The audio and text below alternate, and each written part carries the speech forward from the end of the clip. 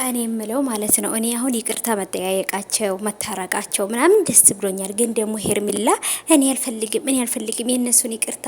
እነሱ ይቅርታ ካሉ በኋላ ምናምን በኋላ ላይ የሚመጣው ነገር አናቅም ምናምን እና በዛ ላይ ደግሞ መነጸሩ ምንድን ነው? መነጸሩ ማለት ነው በጣም መነጸር አደረጉ። ኤፍሬም አንተስ ምንድን ነው ያንተ መነጸር ተሰብሮብህ ነው? መነጸሩ ተሰበረብህ ያንተ ኤፍሬምዬ። ምን ነው አንተ ያለ መነጸር መጣህ በመላጣው? አንተ ምንድን ነው እሱ አንድ ጥቁር ነገር ከሰው ተበድረህም ቢሆን ገጭ አርጋ አትመጣም? ሁሉም መነጽር አድርገው ምናምን ነገር በቃ ይሄ ዳስፖራ መስሎ ምናምን ማለት ነው። ጉድ እኮ ነው። ሰላም ሰላም፣ እንዴት ናችሁ? እንዴት ይደላላችሁልኝ? እኔ ጋር ለብላችሁ ፈጣሪ መስኪን እንዴት ናችሁልኝ? ባላችሁ በሰላማችሁን ያብዛልኝ ፈጣሪ ውዶቼ። ወደ ገደለው ስገባላችሁ እንግዲህ ያው መጥተዋል እንደ መላጢት መጥተዋልና ኤፍሬም ብቻ በመላጣው መጣብንና መነጽር የለም ኮፍያ የለም ምን የለም በቃ ምርጥለጥ ብሎ መጥተዋልና ከምን ነው ከነሱ ተለየህ አንተ? ሳይነግሩ ነው የመጡት እነሱ ሳይነግሩት ጠርተውት ነው መሰል ከመንገር ነው መሰለኝ ኤፍሬም የመጣው። እነሱ ተዘጋጅተውበት ነው የመጡትና ሩታዬ መነጽር ኮፍያዋን ገጭ አርገ ምናምን በቃ ይለያል። ክረምት መሆኑ ራሱ ያስታውቃል።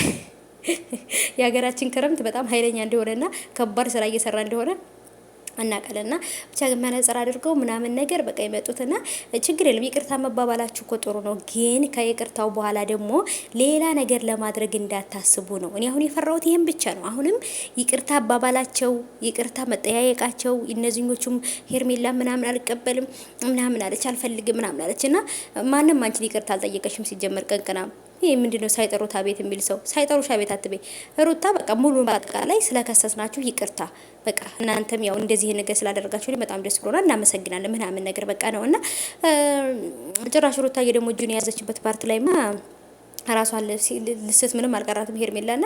ምን ጊዜም የሰው ነገር የወሰደ ሰው እኮ እንደተሳቀቀ ነው የሚኖረው። ዛሬ ወሰዱብኝ፣ ነገ ወሰዱብኝ፣ ዛሬ መጡ፣ ነገ ወሰዱት እያለች እየተሳቀቀች ነው የምትኖረው። ምክንያቱም የሰው ነገር የሰው እቃ ከወሰዳችሁ ምን ጊዜም ያ እቃ እንደሚመለስ ታውቃላችሁ። ስለዚህ እንደተሳቀቃችሁ ነው የምትኖሩት። የራስን የመሰለ ነገር የለምና ስለዚህ ሄርሜላዬ እንደተሳቀቅሽ ነው የምትኖሩ ገና በሩታ ማለት ነው። ተሳቀቂያለሽ